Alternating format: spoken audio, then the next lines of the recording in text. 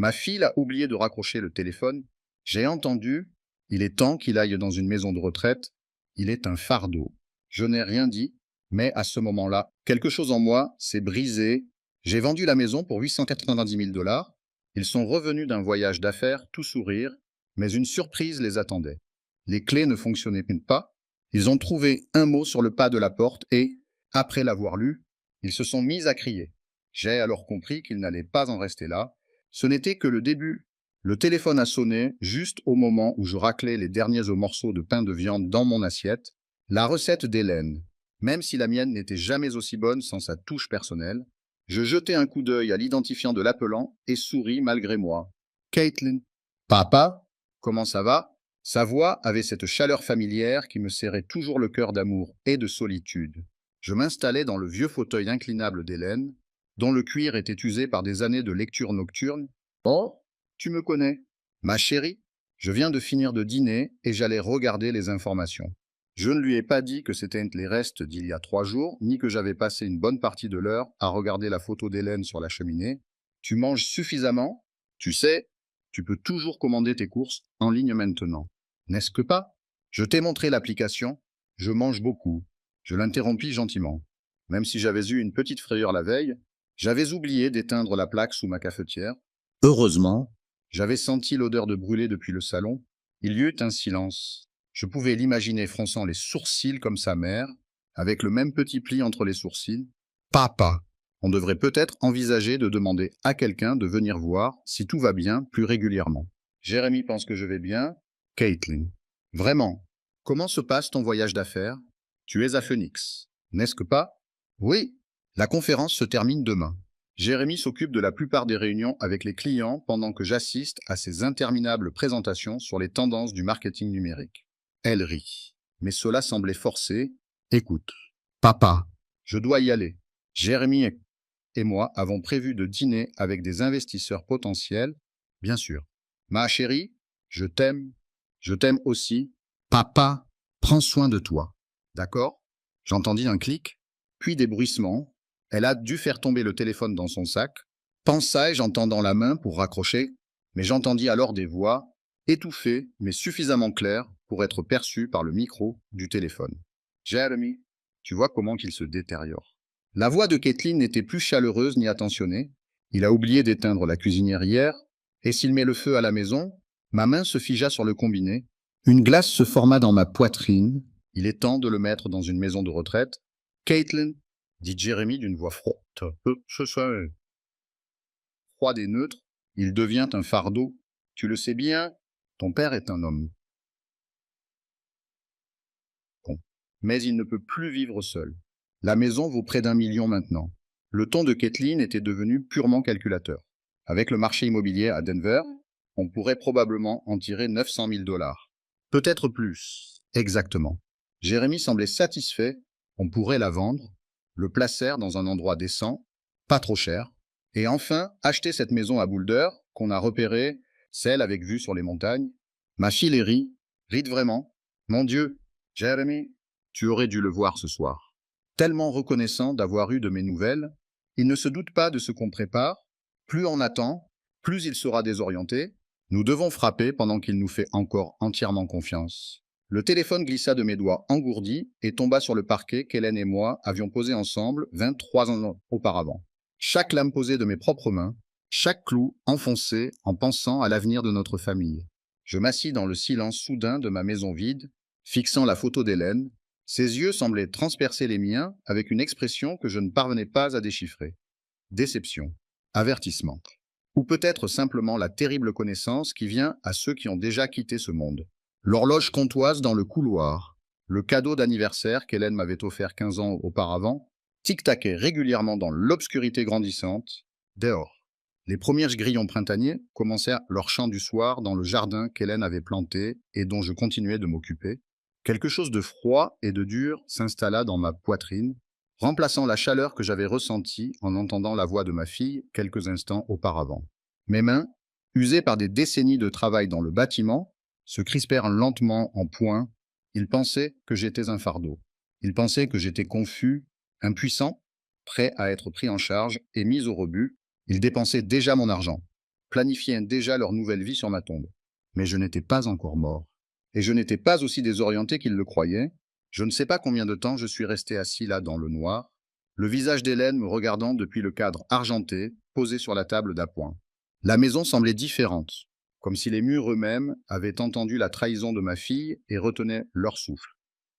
Mes jambes tremblaient lorsque je me suis enfin levé pour allumer la lampe. La lumière chaude éclairait le salon que nous avions meublé pièce par pièce. Chaque objet choisi avec soin et économisé au prix de nombreux sacrifices. Le canapé Bordeaux où Kathleen avait l'habitude de se blottir pour faire ses devoirs. La table basse que j'avais construite dans le garage, que j'avais poncée jusqu'à ce qu'elle soit lisse pendant qu'elle jouait à mes pieds.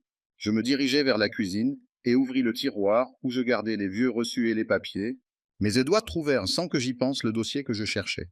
20 ans de documents financiers que je n'avais jamais jetés parce qu'Hélène disait toujours « On ne sait jamais quand on peut en avoir besoin ». Les reçus des frais de scolarité de l'Université du Colorado, 48 000. En 4 ans, je me souvenais de ces doubles journées de travail où je rentrais à la maison avec de la poussière de béton dans les cheveux et du plâtre sous les ongles. Hélène me préparait le café et me massait les épaules pendant que je payais les factures à cette même table de cuisine. « Roy, tu te tuais à la tâche », m'avait-elle dit un soir en me regardant calculer comment payer le semestre de printemps de Kathleen. Elle mérite mieux que ce que nous avons eu. Hélène. Elle est assez intelligente pour réussir tout ce qu'elle entreprend. Hélène m'avait embrassé sur le sommet du crâne. Ne lui donne pas trop. Sinon, elle en oubliera d'être reconnaissante.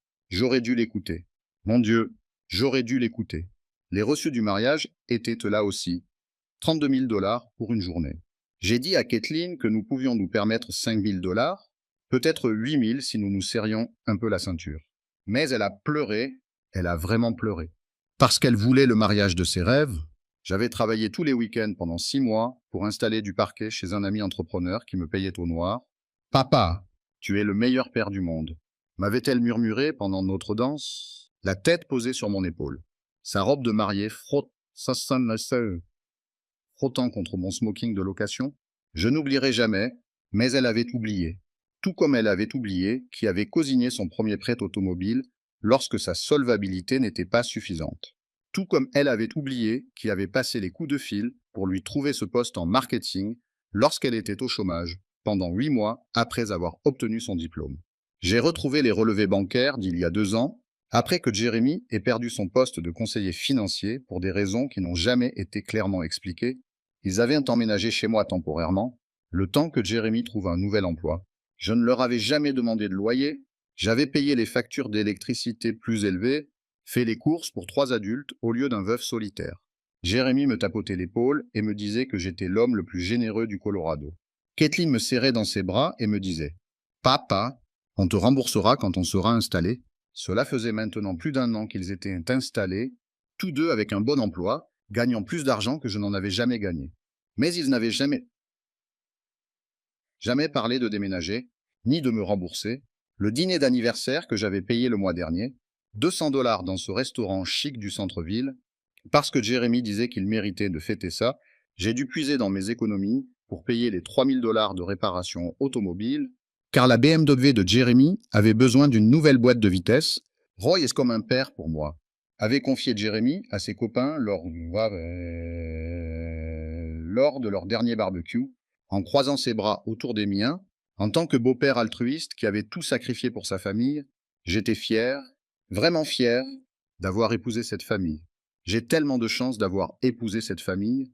Au bout de 2 ans, je suis monté dans ma chambre et dans celle d'Hélène, qui n'avait pas changé, sur la commode.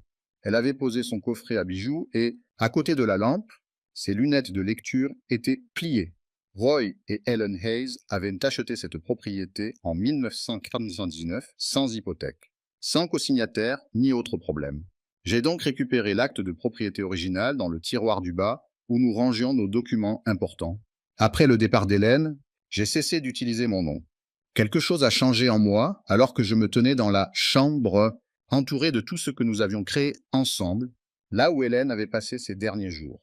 Quelque chose de plus solide prenait forme sous la surface de la douleur, qui était toujours là, aussi vive que du verre brisé.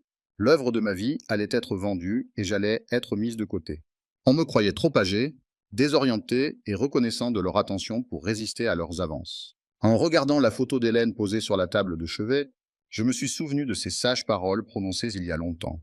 Ne lui donne pas trop, sinon elle en oubliera d'être reconnaissante. Notre fille avait certainement oublié, mais elle était sur le point de réaliser que son vieux père n'était pas aussi innocent qu'elle le croyait. Après 3 ans passés dans un tiroir, j'ai enfin retrouvé la carte de visite de Todd Fisher, un avocat spécialisé dans l'immobilier, et je me suis rendu dans mon bureau à domicile. Après avoir appris qu'elle avait un cancer, Hélène voulait s'assurer que tout était en ordre. Alors elle nous a suggéré de le rencontrer. Une autre consultation était nécessaire. Le lendemain matin, en traversant ma maison, j'avais l'impression d'être un visiteur qui la voyait pour la première fois, mais au lieu de voir ma maison, je voyais les mêmes chiffres que Kathleen et Jeremy, la superficie, la valeur marchande et les actifs liquides. En raison de contraintes financières, nous ne pouvions pas faire appel à des entrepreneurs. Alors je travaillais tard le soir à mon travail habituel, passant mes doigts sur le comptoir en granit que j'avais installé moi-même dans la cuisine. Le design, qui reflétait la lumière du matin, était gris avec des taches et des veines dorées. C'était Hélène qui l'avait choisi. Avant que sa maladie ne sape sa vitalité, elle avait passé 16 ans à préparer le café sur ce comptoir. Je me suis souvenu du matin de Noël où Kathleen, alors âgée de 3 ans, avait marché maladroitement du réfrigérateur jusqu'au bras d'Hélène. Hélène avait attrapé notre enfant et l'avait fait tournoyer, nous faisant pleurer d'émotion, tandis que je cherchais l'appareil photo. Notre bébé marche dans notre maison, avait dit Hélène, la voix à peine audible sous les sanglots. Dans la maison que nous avons construite pour elle, le salon avait accueilli les matins de Noël pendant 25 ans. Je revoyais encore l'expression sur le visage de Kathleen lorsqu'elle avait découvert la cabane que j'avais construite en secret dans le garage, après qu'elle se soit couchée. 3 mois plus tôt, elle avait 7 ans, fabriquée à partir de carton et de chutes de tissu. Hélène avait cousu de petits rideaux pour les fenêtres et assemblé de petits meubles. Kathleen s'était exclamée « Papa, c'est exactement comme notre maison !» Et elle avait tout à fait raison. J'avais tout recréé méticuleusement. Jusqu'à la petite baie vitrée de sa chambre, j'avais perdu 6 mois d'heures supplémentaires à cause de cette baie vitrée. L'idée de passer ses après-midi à lire là-bas avait captivé Hélène dès qu'elle l'avait vue dans un magazine. J'ai rampé autour du cadre jusqu'à en avoir mal au dos, apprenant à couper des angles que je n'avais jamais coupés auparavant. Effrayé. Hélène m'avait dit « Roy, nous n'avons pas les moyens ». Dès qu'elle m'avait vu faire des marques sur le mur pour indiquer les mesures, « Ce sera à toi si tu le veux », lui avais-je assuré. J'avais monté les escaliers jusqu'à l'ancienne chambre de Kathleen, me promettant « Je vais y arriver », sa chambre, où je l'avais bercée pendant ses nuits de colique quand elle était bébé, est toujours peinte dans le jaune pâle qu'elle avait choisi pour ses 16 ans. Elle est décorée de photos de ses amis du lycée et de souvenirs de l'université. Hélène et moi l'avions aidée à faire ses devoirs d'algèbre sur le petit bureau blanc que j'avais construit pour qu'il s'adapte parfaitement sous la fenêtre. La pièce la plus difficile était la suite parentale. Sur la table de chevet du côté du lit d'Hélène, son verre de eau était toujours là. Et son marque-page indiquait qu'elle en était à la page 247 du manuscrit inachevé qu'elle avait commencé mais jamais terminé. Les placards que j'avais construits pour Hélène étaient faits sur mesure. À sa hauteur exacte, ses vêtements étaient toujours suspendus. Et un subtil parfum flottait dans l'air. C'est dans cette même pièce, au milieu du vacarme des appareils, que nous avions planifié notre avenir, parlé à voix basse de nos espoirs et de nos ambitions pour Kathleen. Et que, finalement, Hélène était morte en serrant ma main. Elle m'avait dit « Promets ça pour moi que tu ne les laisseras pas profiter de toi », à la fin de la citation. J'avais promis de prendre soin de moi, mais je n'avais pas tenu parole. N'est-ce que pas? Tu es trop bon, Roy, trop généreux. Promets-moi que tu le feras. Hélène avait conservé un dossier contenant des photos de la construction, que j'ai découvert dans mon bureau à domicile. On y voyait 25 ans plus jeune et 50 kilos plus lourd, en train de poser les fondations au printemps 1999 avec mon équipe, en train d'installer la charpente. Pendant les chaudes journées d'été, Hélène nous servait de la limonade, coiffée de son casque de chantier. Son ventre commençait tout juste à s'arrondir.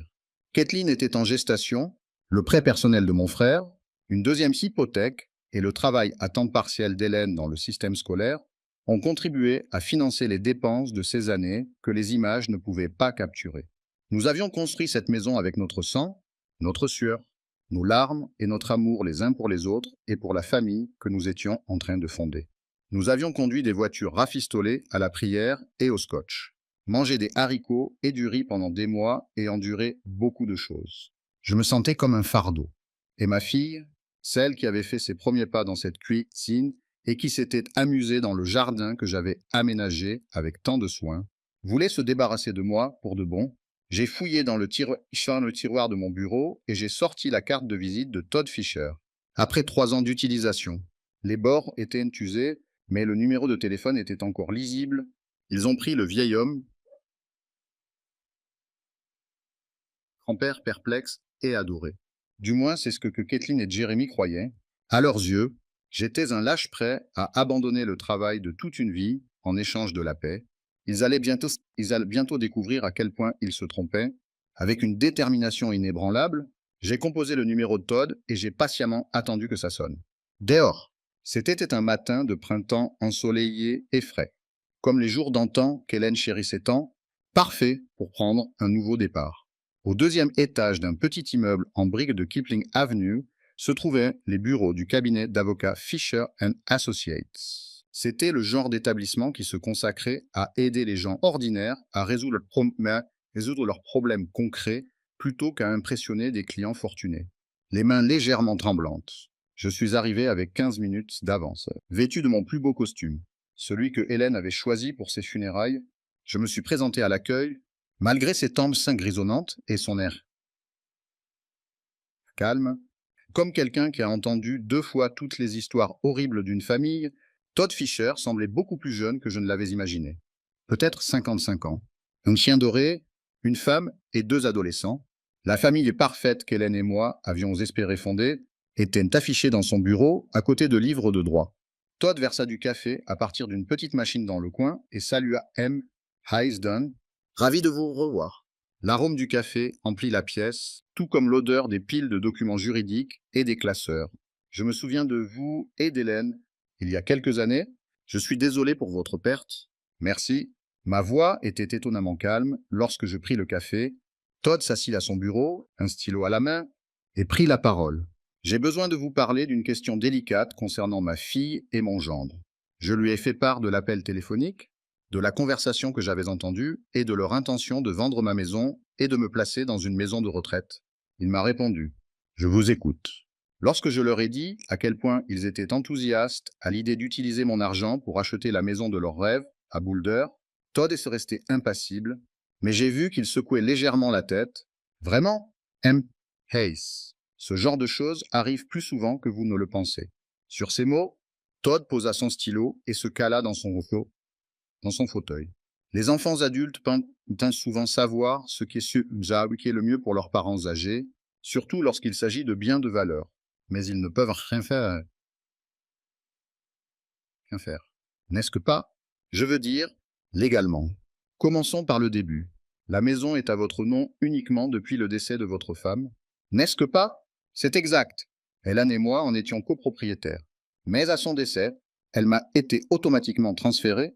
Alors, légalement, votre fille et votre gendre n'ont absolument aucun droit sur votre propriété.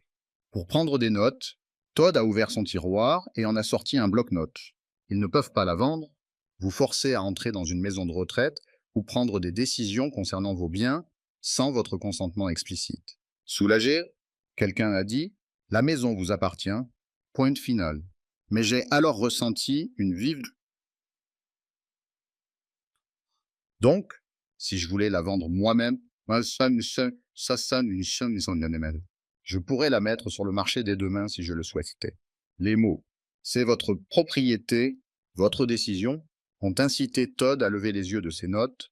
J'ai repensé au petit rire que Kathleen m'avait lancé lorsqu'elle m'avait dit que j'étais un fardeau, à l'évaluation glaciale que Jeremy avait faite de ma valeur et à la réduction de 25 ans de sacrifice à une simple transaction immobilière. Puis-je vous demander pourquoi vous envisagez cette option? Ai-je demandé. Ils pensent que je suis impuissant. Confus. Ils pensent qu'ils peuvent me gérer comme un bien immobilier. Je serrai fermement ma tasse de café entre mes mains, après m'avoir observé silencieusement. Todd dit, il est peut-être temps que je leur montre à quel point je suis perspicace. Le marché immobilier à Denver est incroyablement dynamique en ce moment, surtout dans votre quartier. Les propriétés se vendent en quelques jours. souvent au comptant et à un prix supérieur à celui demandé. Il s'interrompit. Si vous souhaitez vraiment vendre rapidement avant le retour de votre fille et de votre gendre, dans quel délai cela pourrait-il se faire? Avec le bon acheteur. Et il y a beaucoup d'investisseurs à la recherche de propriétés comme la vôtre. Nous pourrions conclure la vente en une semaine, voire moins. Todd se redressa. Mice M. Hayes. C'est une décision importante. Une fois que vous aurez vendu, vous ne pourrez plus revenir en arrière. Ai-je averti M. Fisher, j'ai construit cette maison de mes propres mains. Chaque planche, chaque clou, chaque détail personnalisé. Je sais exactement ce que je fais. Nous avons passé l'heure suivante à passer en revue les détails pratiques, notamment les prix de vente potentiels, les réseaux d'acheteurs au comptant et les procédures réglementaires. Todd m'assura qu'il pourrait tout préparer en 24 heures si j'étais déterminé à aller de l'avant. Les frais de consultation s'élèvent à 200 $, m'informa Todd alors que j'étais prêt à conclure. Avec plus de clarté d'esprit que je n'en avais eu depuis des mois, je payais en espèces et on me dit, si vous décidez d'aller de l'avant, cette somme sera déduite de mes honoraires pour la vente. Je sentis mon téléphone vibrer alors que je marchais vers ma camionnette sous le soleil printanier. Je souris pour la première fois depuis la trahison de Kathleen. Lorsque son nom s'afficha sur l'écran, le téléphone sonna 3 fois au total. Dans mon esprit, je la voyais debout dans le hall d'un hôtel de Phoenix, regardant peut-être sa montre et se demandant pourquoi son père âgé et reconnaissant ne répondait pas immédiatement à son appel. Sa curiosité devait être piquée. Elle et Jeremy ont mis mon avenir, ma maison et ma vie entre leurs mains. Ils ont vécu quelque chose de complètement inattendu. Alors que je montais dans ma camionnette, le téléphone a continué de sonner. J'avais la carte de visite de Todd Fisher dans mon portefeuille et un plan se formait dans ma tête pour montrer à ma fille ingrate à qui elle avait affaire. Il fut un temps où j'avais construit ma vie à partir de rien. Sans aucun doute, je pouvais la démolir et la reconstruire selon mes spécifications. Finalement, la sonnerie s'est arrêtée, mais je ne doutais pas qu'elle me rappellerait. C'était sa procédure habituelle lorsqu'elle avait une demande à adresser au vieil homme. Cette fois-ci, elle allait obtenir bien plus que ce qu'elle avait prévu. Lorsque j'arrivais dans mon allée, mes mains tremblantes avaient laissé place à une assurance tranquille. Les mots de Todd Fisher résonnaient dans mon esprit. C'est votre propriété. C'est votre décision. Après 25 années d'incertitude et de remords, il s'était enfin dissipé, comme la lumière du matin dissipant le brouillard de Denver. La sonnette retentit une nouvelle fois alors que j'ouvrais la porte. Elle vibrait toujours sur le comptoir de la cuisine lorsque je regardais par la fenêtre. L'écran s'alluma et le nom de Kathleen apparut. Je ne pus m'empêcher de sourire. Cela faisait longtemps qu'elle ne m'avait pas trahi. Elle allait pouvoir ruminer le fait que son père reconnaissant ne se précipitait pas pour répondre. Je busse un peu d'eau, pris le temps de reprendre mon souffle, puis recommençai à appeler. Comme Kathleen l'avait dit, « Papa, te voilà ?» Sa voix rayonnait presque d'une fausse excitation. Je gardai un ton chaleureux et paternel en répondant. « Désolé, ma chérie. J'étais sorti faire quelques courses. » Je poursuivis. Je commençais à m'inquiéter quand tu n'as pas répondu tout à l'heure. « Comment ça va à Phoenix ?» dit-elle avec une pause théâtrale. « Oh, tu sais comment sont ces conférences d'affaires. Mais écoute, j'ai une nouvelle formidable. » Sur ce, elle a poursuivi. « Jérémy et moi avons prévu quelque chose de très spécial pour toi. » J'ai serré le téléphone encore plus fort, les jointures blanchissant.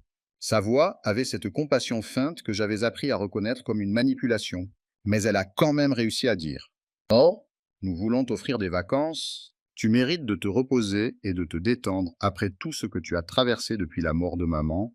Nous avons trouvé un endroit magnifique. C'est comme un centre de villégiature, mais avec du personnel médical à disposition, au cas où tu aurais besoin de quoi que ce soit. Un centre médical sur place. » J'avais l'impression que mes dents allaient se casser sous la tension de ma mâchoire. La voix de Jérémy résonnait en arrière-plan, et il dit « Ça a l'air charmant. Ma chérie, tu n'aurais vraiment pas dû te donner tant de peine pour moi. » Jérémy ajouta ensuite « Mais non, voyons, tu fais partie de la famille. » Il était sûrement en gros. Haut-parleur, depuis le début, nous avons déjà tout organisé. Je me suis contrôlé et j'ai demandé « Quand pensiez-vous que je devrais partir ?» Je savais qu'ils voulaient que je quitte les lieux avant leur retour pour récupérer leur fortune. En ce qui concernait Kathleen, ils devaient revenir vendredi. Nous espérions que tu serais prête d'ici là. Emporte juste quelques vêtements et des effets personnels. Tu sais, l'essentiel, ce qui est nécessaire, les livres d'images qu'Hélène avait soigneusement assemblés, non, pas les meubles que j'avais fabriqués à la main, le strict minimum pour un vieil homme qui va être escorté jusqu'à sa tombe. Eh bien, Caitlin, j'ai quelque chose de spécial pour toi à ton retour.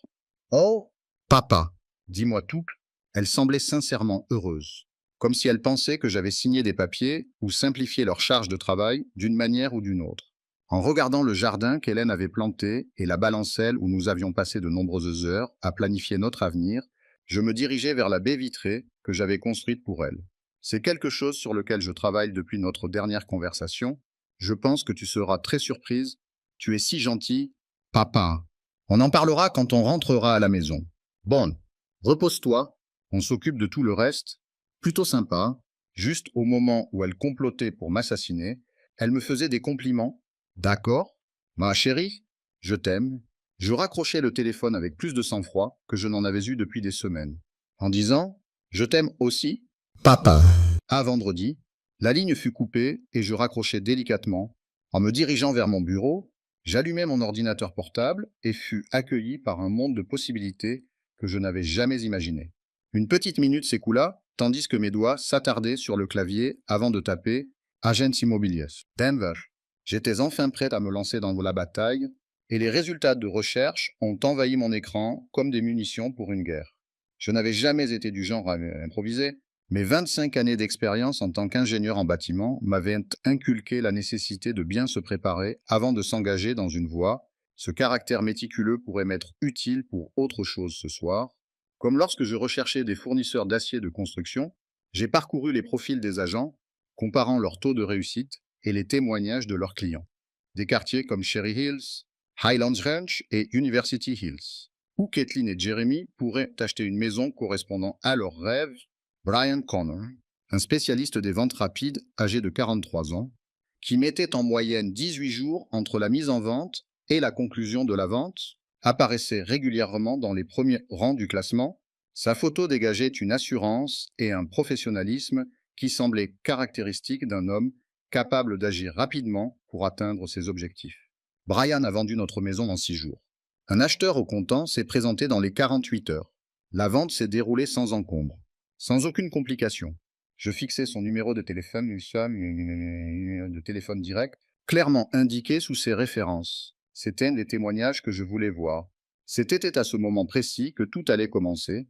Prendre cette décision signifiait que je ne serais plus jamais le grand-père gentil et facile à vivre que ma fille avait appris à connaître. Sur mon bureau, une photo d'Hélène semblait me regarder. « Roy, es-tu sûr de vouloir faire ça ?» me demanda-t-elle presque. Et je répondis par un « oui » catégorique. Plus catégorique que je ne l'avais jamais été depuis son enterrement, je composai le numéro de Brian Connor. Comme prévu. Brian Connor. Connor Real Estate. Comment puis-je vous aider? M. Connor. Je m'appelle Roy Hayes. Je souhaite vendre ma maison rapidement. En combien de temps cela peut-il se faire? Eh bien, M.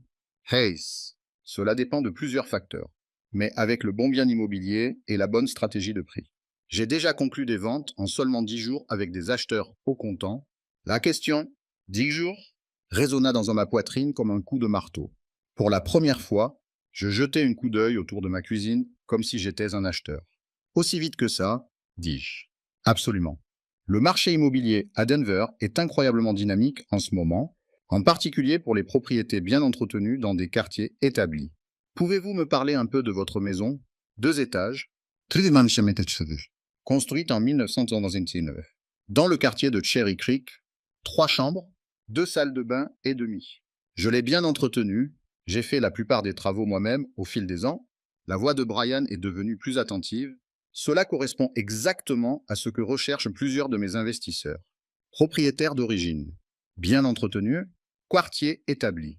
Ce sont des arguments de vente de premier ordre. Seriez-vous intéressé par une estimation immobilière? Quand pourriez-vous passer? Je peux être là cet après-midi si vous êtes disponible. Disons 15 à... Je me suis retourné pour regarder l'heure. Il était presque midi. Péninche, c'est parfait. Je vous donne l'adresse. En raccrochant, je restais assis dans le silence inattendu de ma cuisine, sentant le poids de ce que je venais d'entreprendre m'opprimer la poitrine. Dans 3 heures, un inconnu visiterait la maison qu'Hélène et moi avions construite ensemble et attribuerait une valeur monétaire à nos expériences communes. reprenant une habitude que j'avais prise à l'époque où Hélène exigeait une propreté impeccable avant l'arrivée des invités, je passais les 2 heures suivantes à nettoyer méticuleusement. Je m'assurais que tout brillait en dépoussiérant la baie vitrée et en rangeant soigneusement les coussins du canapé, mais ce nettoyage était différent. Je n'attendais pas d'invités, je me préparais pour la pendaison. La sonnette a retenti à 3 heures pile, j'ai appuyé mon menton contre ma chemise, j'ai inspiré profondément, emportant avec moi l'arôme des sachets de lavande qu'Hélène avait cachés dans l'armoire à linge, et je me suis dirigé vers la porte d'entrée. En m'approchant de la poignée en laiton que j'avais installée moi-même 15 ans auparavant, un léger tremblement n'a parcouru mes doigts. Le destin de mon âme, le salut ou la damnation, se trouvait derrière cette porte. La porte de mon avenir s'ouvrit dès que je tournai la poignée. Brian Connor correspondait parfaitement à sa photo, la quarantaine. L'air confiant, après des années passées, à conclure des affaires. Professionnel mais aimable, en entrant, il écarquilla les yeux en portant un porte-documents en cuir et une tablette. Waouh! Il s'est figé dans mon hall d'entrée, fixant du regard la moulure que j'avais minutieusement posée à la main et le parquet que j'avais choisi avec Hélène. Hayes. C'est exactement ce que j'espérais. Je l'ai observé examiner les détails. La façon dont la lumière de l'après-midi filtrait à travers la baie vitrée d'Hélène, la fluidité entre le salon et la salle à manger que j'avais créée en supprimant un mur porteur et en ajoutant une poutre. Il était très professionnel et sa gratitude était sincère. Alors qu'il commençait à prendre des photos avec sa tablette, il m'a dit « Vous ne plaisantiez pas quand vous disiez que vous entreteniez bien cet endroit. Ces parquets en bois massif, ils sont d'origine. Je les ai posés moi-même en 2001. Malgré tout ce qui se passait, j'ai pu me laisser aller à décrire mon travail avec plaisir. Comme à mon habitude, Hélène voulait quelque chose qui dure, alors nous avons opté pour du chêne massif de 3/4 de pouce. Et cette cuisine a demandé Brian en s'arrêtant pour passer ses doigts sur le bord du plan de travail en granit, une installation sur mesure. Dans les moindres détails, Hélène a choisi le motif. Elle trouvait que les veines dorées lui rappelaient la lumière du soleil. Ma voix s'est légèrement étranglée. J'ai passé 3 week-ends à prendre les mesures parfaites. Brian a méticuleusement documenté les armoires sur mesure avec des photos, pris des notes sur son iPad et testé les robinets et les prises pour s'assurer qu'ils répondaient aux attentes du client. M. Hayes, je dois être honnête avec vous. En 15 ans de carrière, j'ai rarement vu des propriétés entretenues à ce niveau. Ça se voit. Il fit un geste vers le salon, expliquant qu'il avait été ingénieur et qu'il croyait qu'il fallait bien faire les choses dès le départ. Puis-je demandai-je en suivant chacun de ses mouvements, tandis qu'il admirait le salon spacieux, les étagères encastrées de chaque côté de la cheminée et la façon dont les choix décoratifs d'Hélène avaient transformé notre immeuble en une maison confortable. Je pouvais imaginer ma femme blottie dans son coin lecture avec un bon livre et une tasse de thé, ses lunettes de lecture posées sur le nez. À présent, avec un enthousiasme à peine contenu, Brian commença à prendre des mesures. M. Hayes, je dois vous montrer quelques ventes comparables. Il a utilisé son iPad pour consulter les annonces immobilières. J'ai entendu, des maisons comme celle-ci se vendent entre 850 000 et 920 000 $. Mon cœur s'est emballé. Jeremy et Kathleen avaient été peu généreux dans leur estimation. Mais c'était encore plus que ça. Mais compte tenu de l'état et des caractéristiques personnalisées de votre maison, je pense que nous devrions la mettre en vente à 890 000 $. Cela devrait permettre de la vendre rapidement, tout en vous permettant d'en tirer le meilleur prix. Et $. Je me suis affalé dans le fauteuil d'Hélène, l'esprit envahi par ce chiffre. À la question « Autant que ça ?» j'ai répondu par l'affirmative. M. Hayes, vous êtes assis sur une mine d'or. Des propriétés comme celle-ci ne se présentent pas souvent sur le marché. Surtout dans cet état, la voix de Brian avait l'assurance d'un expert dans son domaine. J'ai justement un groupe d'investissement qui recherche exactement ce type de propriété. Quel genre de groupe d'investissement? Ils sont spécialisés dans les propriétés locatives haut de gamme, dans des quartiers établis. Ils peinent comptant, sans financement ni négociation pour les réparations. Ils peuvent conclure la vente en 10 jours ouvrables, 10 jours ouvrables dans 8 jours. Après leur voyage à Phoenix, Kathleen et Jeremy retourneraient à leur station balnéaire, où ils retrouveraient leur père reconnaissant et facile à vivre. Brian sourit et dit « Où est-ce le piège? Pourquoi si vite? Il n'y a pas de piège. Le paiement en espèces signifie qu'il n'y a pas de retard de prêt, pas de clause conditionnelle d'évaluation qui pourraient faire capoter la transaction. Ils font leurs propres inspections. Mais franchement, votre maison est en meilleur état que la plupart des constructions neuves que je vois. Je jetai un coup d'œil autour du salon où Kathleen avait fait ses premiers pas, où Hélène et moi avions passé les matins de Noël, les fêtes d'anniversaire et les dimanches après-midi, tranquilles à lire le journal ensemble. Quelle est la date limite pour déménager ? Demandai-je. Le délai habituel est de 30 jours après la signature, mais ils sont flexibles si vous avez besoin de plus de temps. Le plus important est d'obtenir un titre de propriété en bonne et due forme et de remplir tous les documents nécessaires. Dans mon esprit, la voix de Kathleen m'appelait doucement tandis qu'elle complotait de m'assassiner. J'imaginais la logique glaciale de Jérémie me réduisant à un fardeau gérable dans mon esprit. Je repensais sans cesse à la mise en garde d'Hélène contre le fait d'être trop confiant et généreux. Allons-y. Brian baissa sa garde pendant une fraction de seconde, laissant transparaître ses véritables émotions. Alors que je le voyais composer le numéro, je l'entendis décrire avec enthousiasme ma propriété. Quartier de Cherry Creek. Propriétaire d'origine, état impayé. Câble, aménagement sur mesure. Il conclut la conversation avec un large sourire, comme s'il avait découvert un trésor caché. Excellent choix. Hayes, je les appelle tout de suite. Ils veulent aller de l'avant immédiatement. Alors que je m'engageais à vendre 25 ans de ma vie, le soleil se couchait à travers la baie vitrée d'Hélène, répandant une lumière dorée dans la pièce. Je peux préparer les contrats préliminaires pour demain matin.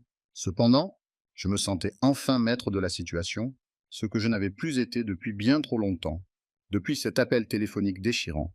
Des questions telles que diriez-vous de 9 heures, flottaient dans l'air comme un brouillard. Et je voyais bien que Brian retenait son souffle, attendant une réponse qui pourrait changer le cours des événements. Dans le silence, l'horloge de grand-père dans le couloir continuait de tic-tac, un cadeau d'Hélène pour notre 15e anniversaire. 9 heures. C'est parfait. J'étais seul dans la maison qui allait bientôt appartenir à quelqu'un d'autre après le départ de Brian, qui avait promis des contrats et des dates de clôture, comme un instantané de la vie que j'étais sur le point de quitter. La lumière dorée du crépuscule qui filtrait à travers les fenêtres d'Hélène illuminait tout. Je ne ressentais cependant aucune tristesse. J'étais plutôt impatient. Avec le sens des affaires, ces affaires qui m'avaient toujours impressionné, Brian arriva le lendemain matin avec les contrats, un notaire et du café pour tout le monde. Les détails tels que prix de vente de 810 000 $, achat en espèces, et date de clôture 10 jours ouvrables après la signature, furent soigneusement passés en revue avec la même minutie qui avait fait de moi un ingénieur accompli. Une dame d'âge moyen, au regard doux, faisait office de notaire et m'a guidé patiemment tout au long du processus de signature. Il y a eu peu de surprises, à l'exception de la recherche de titres et de la visite finale, et je peux rester dans la maison pendant 30 jours après la clôture si nécessaire. C'est exact, M. Hayes. Bien que la plupart des vendeurs préfèrent déménager le plus tôt possible, juste pour avoir l'esprit tranquille. Quelle attention! J'ai failli rire. Je ne trouvais de réconfort qu'en voyant l'expression sur les visages de Kathleen et Jeremy lorsqu'ils ont réalisé l'impact que cela avait sur eux. La procédure a immédiatement commencé dès que j'ai signé fermement mon nom. Les 3 premiers jours ont été marqués par une avalanche de paperasses et d'inspections. La société chargée du titre de propriété a commencé à examiner des documents vieux de plusieurs décennies. Les investisseurs ont fourni un personnel cordial qui a complimenté mon travail et n'avait aucune plainte à formuler. L'un d'eux a informé l'héritier. Votre beau-père savait vraiment ce qu'il faisait, pensant que j'étais déjà parti. Du 4e au 6e jour, je me suis transformé en homme en mission secrète. Ses sols, ses installations électriques, tout était de première qualité, à la recherche d'un endroit modeste mais confortable pour prendre un nouveau départ avec environ 900 000 $ en banque. J'ai fait quelques recherches en ligne pour trouver un appartement à Highlands, une communauté de retraités avec un centre communautaire et des terrains de golf. Exactement le genre d'endroit dont Hélène et moi avions rêvé pour nos vieux jours. J'ai découvert un appartement. J'ai également contacté des entreprises de stockage afin de déterminer quelles affaires d'Hélène je garderais et lesquelles je devrais donner au nouveau propriétaire. Parmi ces objets se trouvaient ses albums photos, sa vaisselle, sa boîte à bijoux et les objets indispensables à notre vie commune. Au cours des 7 et 9 jours suivants, j'ai ressenti une assurance inhabituelle qui m'avait échappé pendant des années. Chaque jour, Je me réveillais en sachant que je me rapprochais de mon objectif de libération, qui était de prouver à ma fille que son vieux père désorienté était en réalité beaucoup plus intelligent qu'elle ne le pensait. La voisine d'à côté, Madame Patterson, a remarqué l'agitation et a voulu savoir qui étaient les inspecteurs et les autres personnes en tenue officielle. Je détestais lui dire la demi-vérité, juste des travaux. Mais je savais que la nouvelle se répandrait dans le quartier avant que je sois prêt. Brian m'a contacté le 8e jour pour vérifier que tout était en ordre. Tout est prêt pour la clôture demain, M. Hayes. Les acheteurs sont ravis des résultats de l'inspection. Le virement bancaire sera effectué le jour même. Vous aurez immédiatement accès au fonds. Et donc, cette nuit-là, j'ai rempli un sac de vêtements et d'effets personnels. Non pas parce que je déménageais déjà, mais parce que je voulais être prêt à toute éventualité. Je me suis penché sur notre commode et j'ai murmuré « J'espère que tu comprends ce que je fais ».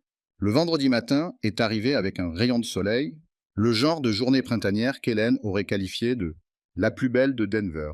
Selon elle, j'ai pris grand soin d'enfiler mon plus beau costume, pas celui que je portais pour les enterrements, mais le costume bleu marine qu'Hélène avait acheté pour la remise de diplôme de Kathleen.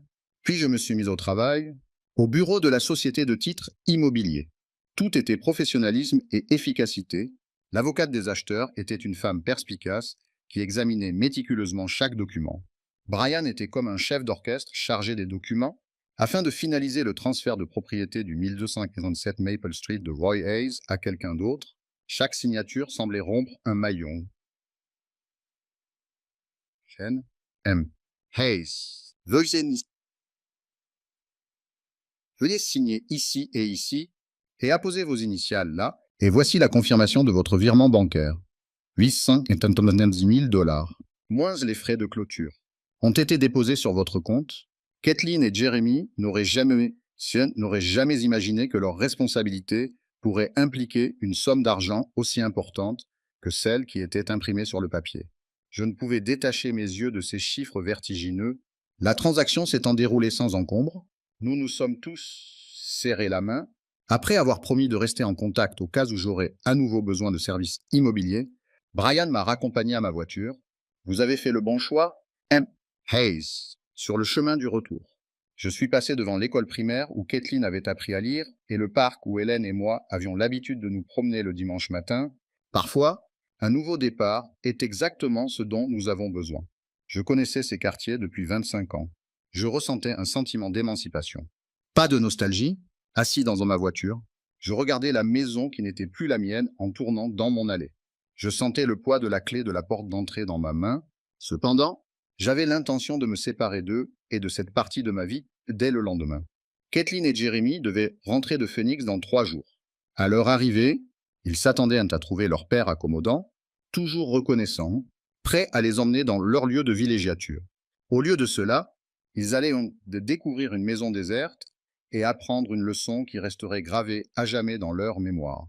Je suis sorti du véhicule et me suis dirigé vers la porte d'entrée, serrant mon téléphone dans ma main, dans l'attente du prochain appel d'un plan qui se déroulait plus facilement que prévu. Alors qu'il refroidissait dans mon allée, le moteur émettait un petit cliquetis, mais je ne pouvais me résoudre à l'éteindre. Je suis resté assis là, le regard fixé sur la maison que j'avais construite avec tant de soin, la maison où Kathleen et Jeremy pensaient que leur père, reconnaissant et contrôlable, serait prêt à être emmené, la maison qui appartenait désormais à des inconnus. Dans ma main, la clé de la porte d'entrée semblait peser une tonne. Peu importe les nouveaux propriétaires, j'avais encore 30 jours pour terminer ce que j'avais commencé. Je me suis arrêté devant le Starbucks de Kipling Avenue et je me suis garé sur le parking, gardant les mains fermes pendant que j'appelais un serrurier disponible 24 heures sur 24 grâce à l'annuaire. Les 200 $ supplémentaires pour l'intervention d'urgence n'étaient toutefois plus un problème. « Excusez-moi, monsieur, mais j'ai besoin de faire changer toutes les serrures de ma maison aujourd'hui. C'est urgent. Combien de temps pensez-vous mettre pour arriver chez vous? Le plus vite possible. Je peux payer en espèces. Je peux être là dans 2 heures. Quelle est l'adresse? » Je suis retourné à la maison et j'ai attendu Eddie dans mon camion tout en regardant d'un Patterson arroser son jardin en bas. Le cœur serré à l'idée d'avoir menti à tous ceux qui se souciaient de moi, j'ai répondu à son signe de la main. Eddie est arrivé avec un véhicule rempli de matériel et d'outils. De toute évidence, Cet homme d'une cinquantaine d'années avait tout vu en matière d'urgence serrurerie à Denver. Tout en examinant ma porte d'entrée, il m'a demandé: problème de sécurité, monsieur, changement de propriétaire. Mieux vaut prévenir que guérir. Il a hoché la tête comme s'il avait déjà entendu cela auparavant et s'est mis au travail. Les serrures que j'avais installées 15 ans auparavant, des serrures en laiton qu'Hélène avait choisies parce qu'elles allaient bien avec notre heurtoir, ont été retirées sous mes yeux. Ce sont des serrures de qualité, a déclaré Eddie pendant qu'il travaillait. Contrairement aux anciennes serrures en laiton, les nouvelles étaient argentées et de style plus contemporain. Quelqu'un savait ce qu'il faisait quand il les a installées? Aïe, je dis. Lors des tests effectués par Eddie, elles faisaient une nette différence, émettant un clic plus net et plus mécanique que les précédentes. Voici vos nouvelles clés. Monsieur, 3 exemplaires de chaque, la porte d'entrée, la porte arrière et l'entrée latérale du garage. Eddie m'a tendu un trousseau de clés qui me semblait étrange. Nous avons poursuivi notre conversation. Cela fera 450 $. Plus les frais d'urgence. Sachant qu'il n'y aurait aucune trace écrite de cette transaction avec Roy Hayes, j'ai payé en espèces avec mon portefeuille. Après le départ d'Eddie, je me suis retrouvé seul dans ma maison déserte et j'ai commencé la partie la plus difficile. Réduire mes 25 années d'existence à ce que je pouvais transporter. J'ai commencé par mettre le coffret à bijoux d'Hélène dans mon sac, puis j'ai pris nos photos de mariage, son livre de cuisine préféré avec ses annotations manuscrites dans les marges, nos documents importants, le livre qu'elle lisait lorsqu'elle est décédée avec le marque-page encore à la page 247, mes diplômes d'ingénieur et nos autres biens essentiels. J'ai laissé presque tout le reste, nos meubles, témoins de notre histoire. Resteraient là. Nous avons encore les livres d'images de Kathleen et les vêtements d'Hélène dans notre armoire, qui sentent encore son parfum. Pendant que je faisais mes cartons, j'ai appelé Sunset Manor Apartments pour leur dire que je cherchais d'urgence un appartement meublé d'une chambre. Une demi-heure plus tard, j'ai rencontré Mme Chen dans la résidence, un petit immeuble bien entretenu avec un centre communautaire et un jardin magnifique. Parfait pour les seniors. Nous avons un charmant appartement disponible immédiatement, a-t-elle dit, avec un bail mensuel si vous préférez plus de flexibilité. Je le prends. Tout ce dont j'avais besoin pour prendre un nouveau départ se trouvait dans cet appartement d'une chambre, simple mais confortable. Un dépôt en espèces me convient parfaitement. M. Heiss. Madame Chen a légèrement haussé les sourcils, mais elle est restée silencieuse. Quand souhaitez-vous emménager? Ai-je demandé? Ce soir. Sur ces mots, elle est partie. Le loyer du premier mois et la caution, soit un total de plus de 3 000 $. Une somme qui me semblait insurmontable 2 semaines auparavant. M'ont été remis après avoir signé le contrat, alors que le soleil commençait à se coucher et que je chargeais ma voiture. J'ai vu Mme Patterson debout à sa fenêtre, observant la scène, le poids des relations que je rompais, celles que Kathleen et Jeremy m'avaient poussé à rompre, m'a frappé de plein fouet lorsqu'elle m'a fait un dernier signe de la main. La maison appartenait désormais à quelqu'un d'autre. Alors j'ai parcouru chaque pièce une dernière fois, mes pas changeant au fur et à mesure. Je suis passé par la cuisine où Kathleen avait appris à faire des biscuits de Noël, le salon où nous avions ouvert nos cadeaux le matin de Noël, et la chambre où Hélène était morte. Ma main dans la sienne. Je suis désolé, ma chérie. Ai-je dit aux anges, en l'honneur d'Hélène, j'ai quitté Maple Street pour ce qui pourrait être la dernière fois, verrouillant les nouvelles serrures derrière moi, mais tu comprendrais. Tu m'as toujours dit que j'étais trop généreux pour mon propre bien. La vie que j'abandonnais se reflétait dans mon rétroviseur, alors que le soleil disparaissait à l'horizon. Je me suis garé devant Sunset Manor, ma voiture chargée de toutes mes affaires. Mon sac à la main, j'ai titubé jusqu'à ma nouvelle porte d'entrée, essayant d'ouvrir des serrures qui m'étaient complètement étrangères. Une fois à l'intérieur de l'appartement confortable, j'ai posé mon sac et pris mon téléphone. Il me restait un dernier appel à passer pour la dernière étape de mon plan, celle qui allait enfin surprendre Kathleen et Jeremy. Avec son mobilier générique et l'odeur persistante du nettoyant pour moquette, l'appartement avait tout d'une chambre d'hôtel typique, pratique, mais sans âme.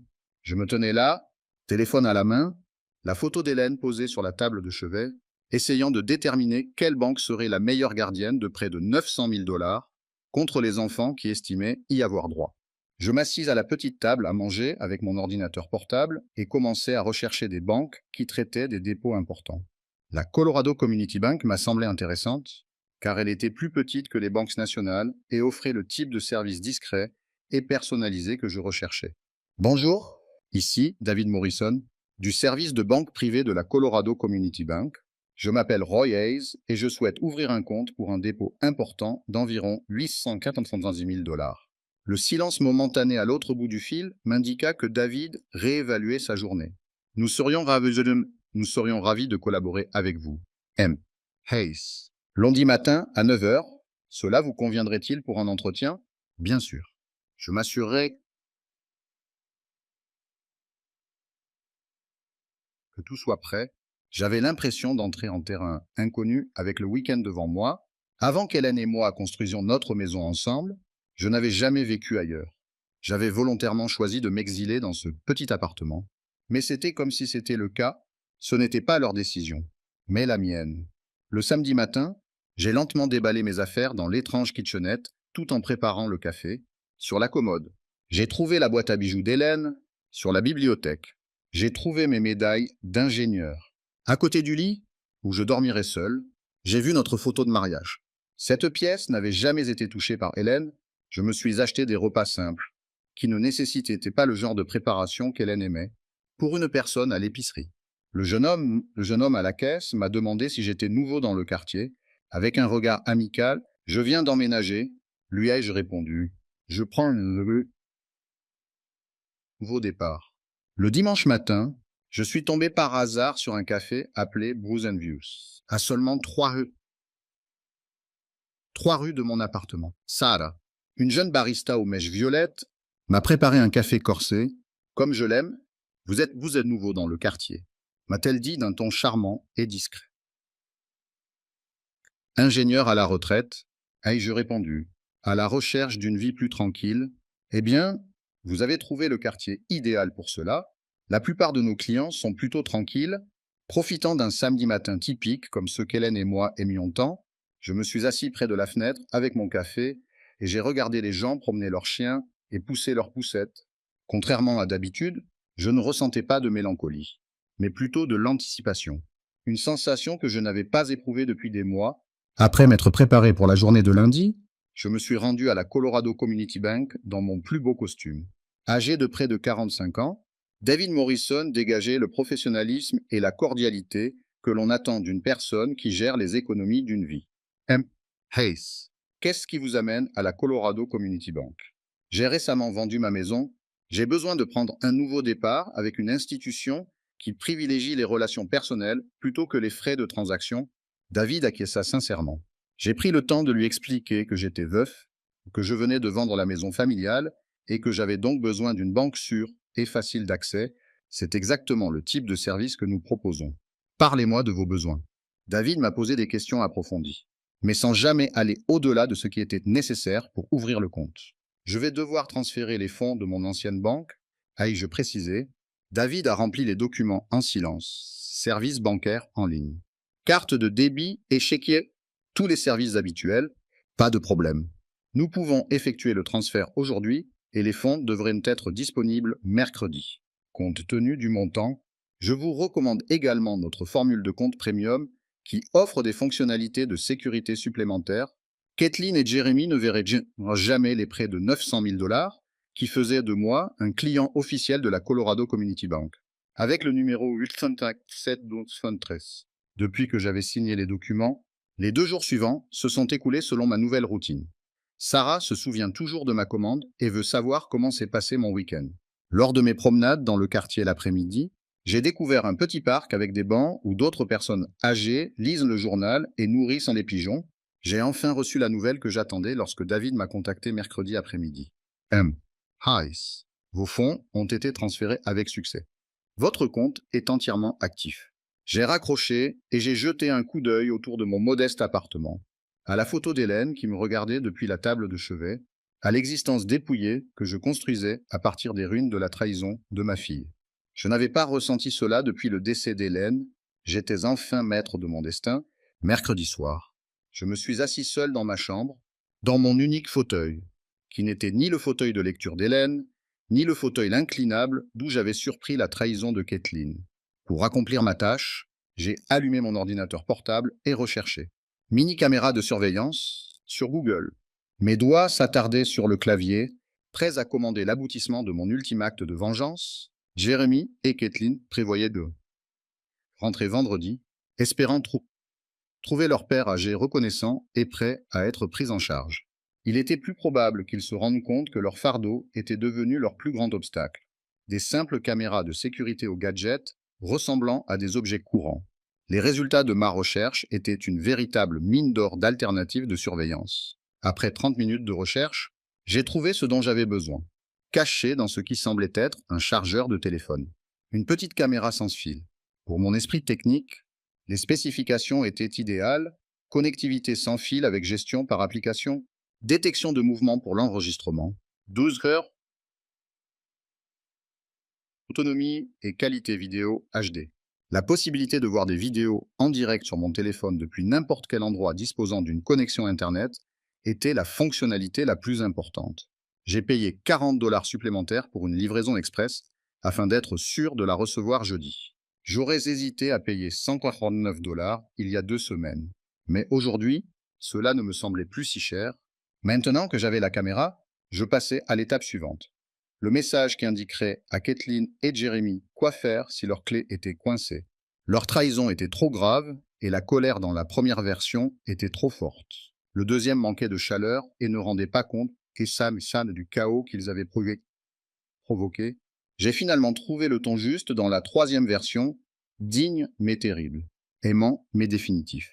Hélène avait toujours aimé mon écriture méticuleuse d'ingénieur, c'est donc celle que j'ai utilisée, chère Kathleen et Jérémy.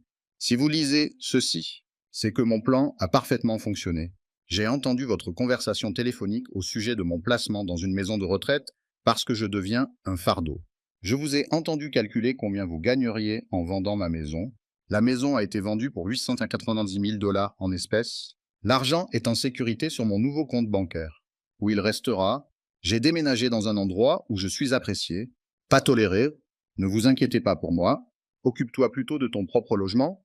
Tes affaires ont été emballées et sont entreposées chez Denver Moving and Storage, sur Kipling Avenue.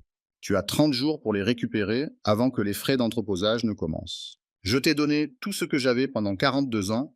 Tu m'as remercié en prévoyant de m'envoyer dans un entrepôt pour pouvoir voler le travail de toute ma vie. J'espère que la leçon en valait la peine. Je t'aime. Papa, mon matériel de surveillance était dans une petite boîte lorsque le livreur FedEx s'est arrêté devant mon appartement jeudi matin. J'ai passé 1 heure dans ma cuisine à apprendre à utiliser l'application et à tester le gadget. L'image était très claire et le son suffisamment net pour distinguer les voix douces. J'ai fait un dernier voyage à mon ancienne résidence jeudi après-midi.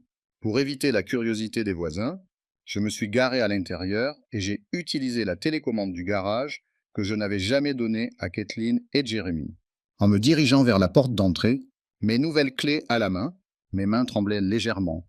Il y avait encore des odeurs de ma maison, comme l'huile de citron que j'utilisais pour polir les meubles en bois, le délicat parfum des repas en famille qui avaient eu lieu 25 ans auparavant, et les sachets de lavande d'Hélène. Mon cœur battait à tout rompre. Cependant, à cause de quelques ajouts supplémentaires, il y avait des signes indiquant que Kathleen et Jérémy avaient utilisé ma maison comme débarras pendant qu'ils planifiaient mon expulsion, comme leurs bagages près de l'escalier et leurs courriers éparpillés sur le comptoir de la cuisine. J'ai orienté le chargeur de la caméra de manière à ce qu'il filme l'entrée sous le bon angle. À côté de la prise près de la porte d'entrée, je pouvais voir tout le hall d'entrée, jusqu'à l'endroit où je voulais accrocher ma lettre. Grâce à l'application sur mon téléphone, je m'assurais que l'appareil enregistrerait leur retour dans son intégralité en entrant et sortant du champ de la caméra pour vérifier la détection de mouvement. Ensuite, je collais l'enveloppe à l'intérieur de la porte d'entrée en m'assurant qu'elle était à hauteur des yeux afin qu'ils ne puissent pas la manquer. Pour la dernière fois, je me tenais dans mon salon et tendis la main pour toucher la cheminée où une photo d'Hélène reposait depuis 23 ans. Dans les pièces qu'Hélène et moi avions remplies d'affection, les nouveaux propriétaires placeraient leur propre photo de famille et créeraient leurs propres souvenirs. Ma chérie, c'est fait. Aïe, je dis au fantôme d'Hélène, justice est faite. J'ai mis ma nouvelle clé dans la serrure. vérifié une dernière fois le flux en direct de la caméra depuis ma voiture. Puis je suis retourné à mon appartement. Mon téléphone était prêt à m'alerter dès que Kathleen et Jeremy se rendraient compte que leur clé ne fonctionnait pas. La détection de mouvement était activée, la batterie était complètement chargée. Assis sur une chaise dans mon appartement, je me penchai sur mon téléphone et utilisa l'application appareil photo pour observer l'entrée vide. Il était 18h30 ce soir-là, jeudi. Jeremy et Kathleen allaient rentrer de leur voyage d'affaires le lendemain, probablement pour planifier leur déménagement dans une maison de retraite et fantasmer déjà sur la façon dont ils allaient dilapider mon argent. Personne n'aurait pu prédire que leur grand-père, autrefois si reconnaissant, allait devenir leur pire ennemi. Après avoir enduré des années d'injustice, je me suis réveillé vendredi matin avec l'espoir de voir enfin justice être faite. Alors que je m'installais dans mon fauteuil avec mon téléphone, l'image de la caméra montrant mon entrée vide, le petit appartement me semblait moins oppressant et mon café n'avait jamais été aussi bon depuis des semaines. À 4 heures de l'après-midi, la livraison est prévue pour tout de suite. Kathleen insistait pour quitter Phoenix avant midi afin d'éviter les embouteillages. Et Jeremy respectait scrupuleusement les limitations de vitesse. J'avais appris leurs habitudes. Ils seraient dans mon allée dans moins d'une heure. Je posais la photo d'Hélène sur ma table de chevet et l'examinais. J'espère que tu comprends ce que je fais, ma chérie. Ils ne m'ont pas laissé le choix. 17h15. Le détecteur de mouvement de mon téléphone se déclencha. Le SUV noir de Jeremy s'engagea dans l'allée de mon ancienne maison. Alors que je tendais le cou pour voir ce qui se passait à l'écran, mon cœur se serra d'angoisse. Après un long voyage, Kathleen fut la première à sortir et à s'étirer. Jeremy sortit du coffre pour prendre leur sac, puis quitta le volant. Comme s'il rentrait chez eux pour récupérer un héritage, il marchait avec l'assurance insouciante de ceux qui rentrent à la maison. Alors qu'ils s'approchaient de l'entrée, je vis Kathleen sortir ses clés de son sac à main et Jeremy poser les bagages. Elle tourna du chemin. Elle tourna la clé que j'avais remplacée la veille et l'inséra dans la serrure. La clé resta coincée. Kathleen examina son trousseau et fronça les sourcils. Elle secoua la clé avec une impatience croissante et réessaya. Sa voix résonna dans le haut-parleur de mon téléphone. « C'est bizarre ?» L'air épuisé puis inquiet. Jeremy s'approcha et dit « Ma clé ne marche pas. Je vais essayer la porte de derrière. » Alors que Kathleen continuait à se débattre avec la serrure de la porte d'entrée, je l'ai vu disparaître au coin de la maison. Une expression inquiète a traversé le visage de Jeremy lorsqu'il est revenu 3 minutes plus tard. Il a dit « La porte arrière est également verrouillée et la télécommande du garage ne fonctionne pas. » J'espérais détecter une pointe d'inquiétude dans sa voix. « Caitlin, quelqu'un a changé ses serrures. »« Quoi ? C'est impossible. Papa ne connaît même pas de serrurier. » En tant que conseiller financier, Jeremy voyait les problèmes se profiler et examina la porte d'entrée avec plus d'attention. Kathleen récupéra son téléphone entre ses doigts tremblants et dit « Ces serrures sont neuves. Ce n'est pas un accident. » Elle le dit. J'appelle papa. Je n'avais débranché mon ancien téléphone fixe que 3 jours auparavant. Et je la regardais composer le numéro. Après quelques sonneries, son expression devint complètement perplexe. Personne ne répond. Même la messagerie vocale ne fonctionne pas. Pourquoi ne pas essayer son portable? Il n'en a pas? Tu te souviens? Nous avions discuté de la possibilité qu'il s'en procure un pour les urgences. À ce moment-là, sa voix tremblait, trahissant une première pointe de véritable terreur. Jeremy, qui regardait par la fenêtre, avait perdu toute son assurance. Là, celle-là n'est pas verrouillée. Je peux te donner un coup de main. Je regardais ma fille grimper par la fenêtre de la cuisine, que j'avais délibérément laissée ouverte, son tailleur accroché au cadre. Au moment où elle disparaissait à l'intérieur, la porte d'entrée s'ouvrit brusquement de l'intérieur. Jeremy et son compagnon de voyage firent irruption dans la pièce. Leur élan brusquement stoppé lorsqu'ils aperçurent l'enveloppe blanche collée à la porte, juste au-dessus du niveau des yeux. Ma calligraphie précise indiquait le nom de Kathleen et celui de Jeremy, et elle retira l'enveloppe avec des doigts tremblants. Mon téléphone fermement serré dans mes 2 mains, je me suis penché en avant sur ma chaise pendant qu'elle déchirait l'enveloppe, alors que Jeremy lisait derrière elle. Son regard a balayé mes mots. Leurs expressions sont passées de la perplexité à la stupéfaction, puis à l'incrédulité et à la terreur. Et j'ai pu voir tout ça. Il a vendu la maison. Un cri a failli s'échapper des lèvres de Kathleen. En réponse à sa question, comment a-t-il pu nous faire ça? Jeremy prit la lettre et la lut à haute voix. Espérant peut-être que les mots changeraient. Ce vieux salaud de rusé, Il nous a manipulés pendant tout ce temps. $8,000. Les larmes coulaient sur le visage de Kathleen tandis qu'elle criait. Il a tout gardé. Cet argent était censé être notre avenir. Votre avenir, dit Jeremy, d'une voix qui n'avait plus rien d'un gendre attentionné. Caitlin, c'est votre père. Vous auriez dû mieux gérer la situation. C'est ma faute, dit-elle. La colère qu'elle retenait enfin éclatant au grand jour. C'est toi qui disais qu'il devenait un fardeau. C'est toi qui as insisté pour qu'il aille dans une maison de retraite. Eh bien, c'était un fardeau. Regarde ce qu'il nous a fait. La pièce, qui n'était plus la leur, était frénétiquement gesticulée par Jeremy. Ils ont dit « Nous sommes sans abri. Notre bail expire la semaine prochaine. » Je ne pouvais m'empêcher de remarquer la belle ironie. Ils avaient l'intention de me rendre sans abri dans leur maison de retraite, et maintenant ils se disputaient à ce sujet dans mon salon. « Prends un avocat, » supplia Caitlin. « Il faut faire quelque chose. Il n'aurait pas dû nous dire qu'il vendait la maison. Avec quel argent ?» dit Jeremy d'un ton méprisant. « Au cas où tu l'aurais oublié, j'ai perdu mon emploi il y a 6 mois, et ton salaire dans le marketing couvre à peine les mensualités de notre voiture.